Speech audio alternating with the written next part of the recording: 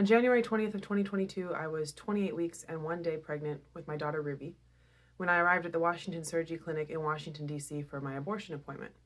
I paid the nurse behind the counter $11,400 in cash, and she said that that was not unusual. The nurse called me back to draw blood and perform an ultrasound, and she explained that the abortion would be a 3-day process, 2 days for dilation, 1 day for extraction. She assured me that Ruby would feel no pain before she passed away.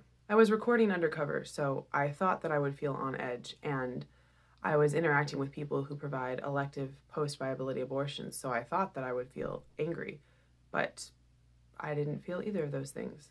I just felt heartbroken. When I thought about what I could legally ask them to do to my little girl, it was genuinely distressing, and I started crying. The nurse was kind and reassuring, but she didn't ask why I wanted the abortion or whether I was sure about my decision or whether I was interested in any other options.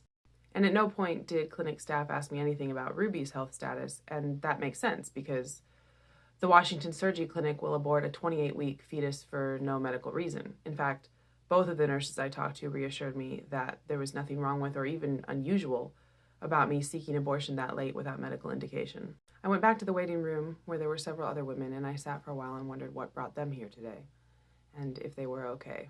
Eventually, another nurse called me back to give me medications before the first dilation, which included acetaminophen, some antibiotic, and Xanax. I asked if I could see Dr. Santangelo, the person who would be performing the abortion, before I took the medications, but she said that's not possible because he wouldn't be able to see me until it was time for the first dilation, and by then the medications would need to already be in my system. I asked her if the Xanax would affect my clarity of thinking, and she said that it shouldn't. I learned later that common side effects of Xanax include drowsiness, memory impairment, and cognitive dysfunction.